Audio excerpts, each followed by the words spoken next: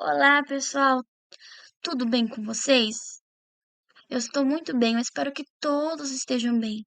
Hoje vamos falar sobre um assunto bem interessante que se chama estrutura atômica da matéria, que é um assunto das ciências da natureza, que é um dos primeiros assuntos da química introdutórios e também, inclusive, tem introdução nos nonos anos. Mas, antes mesmo da gente começar a falar sobre as teorias atômicas, podemos questionar o que é matéria. Bom, desde muito tempo tem sido discutido isso, e matéria seria tudo aquilo que possui massa e ocupa seu lugar no espaço. Um grande exemplo de matéria somos nós. Como foi dito anteriormente, há milênios que o homem pondera sobre a natureza da matéria, que, como foi dito, é o que é tudo aquilo que apresenta massa e ocupa lugar no espaço. Sendo assim, vamos falar sobre os modelos atômicos que foram surgindo, que cada cientista foi desenvolvendo ao longo do tempo, para entender esse conceito, o que seria átomo, o que seria matéria.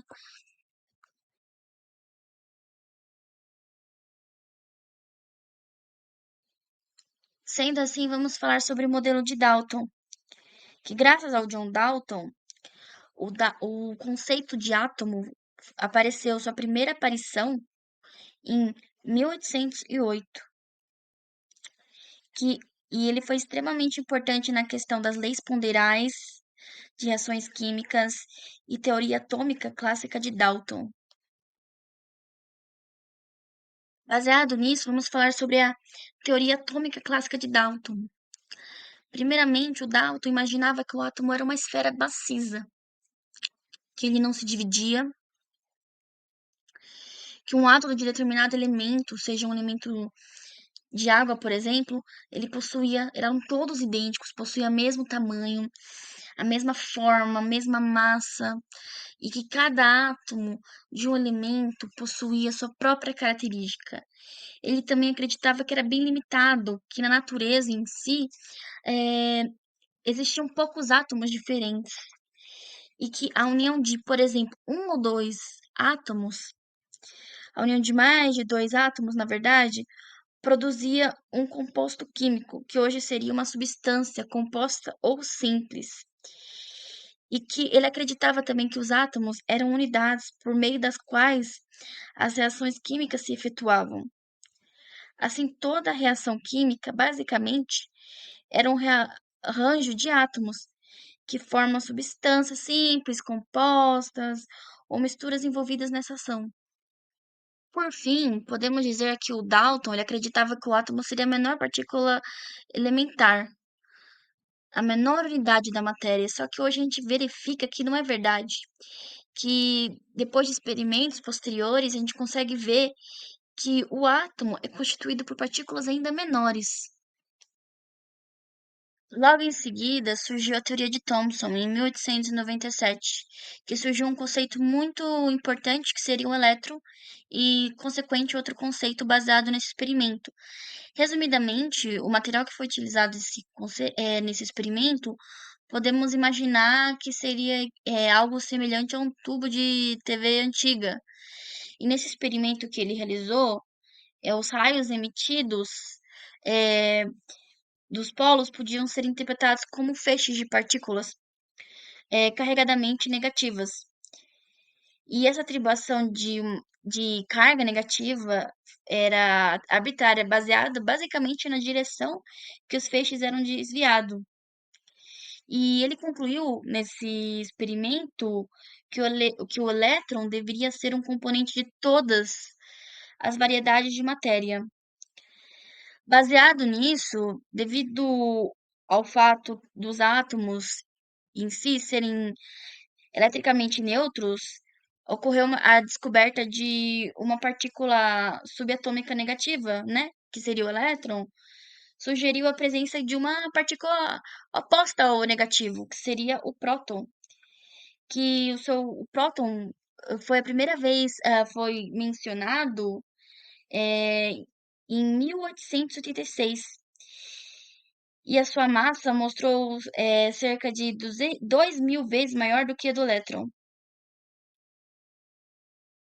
Aqui na ilustração, podemos ter a ideia de como o Thomson sugeriu que o átomo seria. Ele imaginava que o átomo seria uma esfera de prótons positivas e elétrons, e que eram distribuídas de maneira uniforme.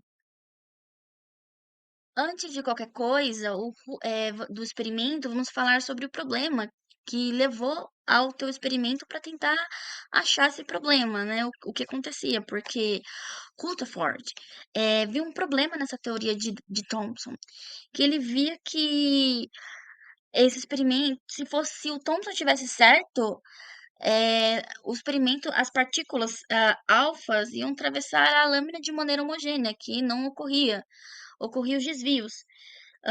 Baseado nisso, ele realizou esse experimento e ele observou que algumas se ricocheteavam na lâmina de ouro.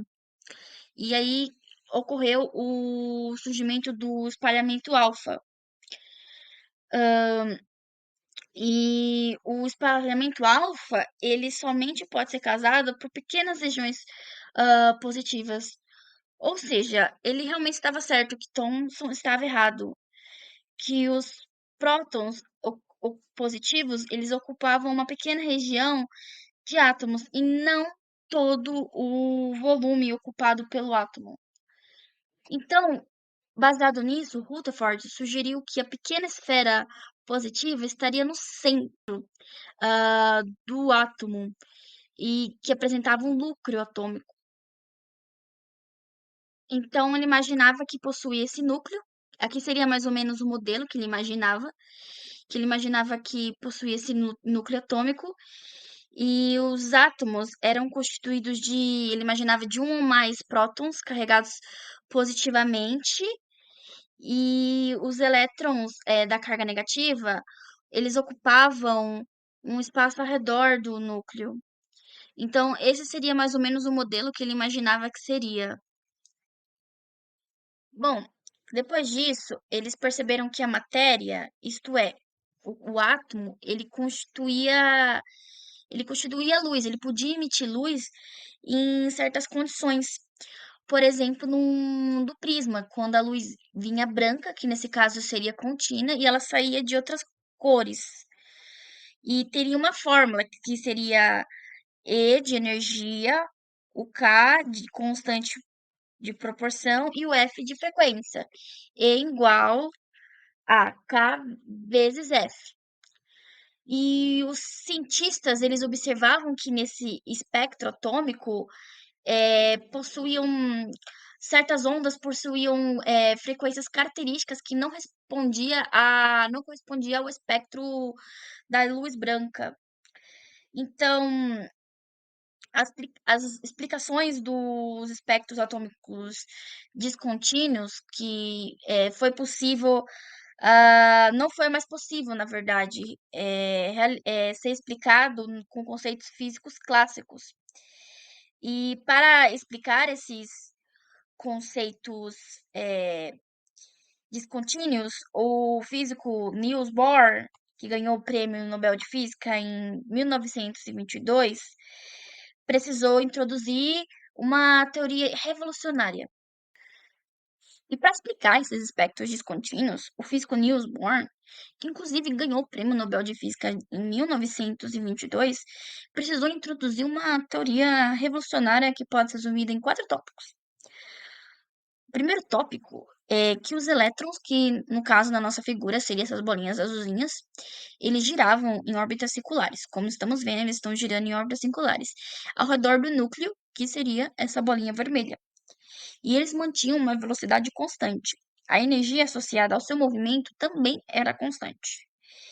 E o segundo tópico seria que cada elétron que mudava de órbita ocorria ou absorção de energia ou emissão de uma quantidade de energia.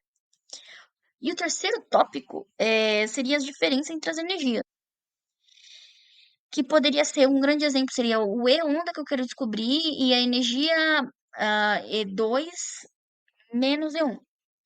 E essa fórmula, por exemplo, que poderia ser vários outros exemplos, como E onda igual E3 menos E1.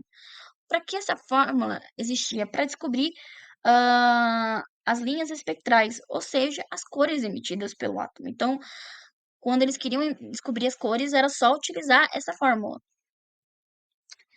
E os elétrons que ocupavam as ondas menos energéticas, que pode ser denominado estado fundamental, ou seja, os mais estáveis, então os átomos que ocupavam as ondas menos energéticas, eles eram estados fundamentais, ou seja, eram átomos mais estáveis.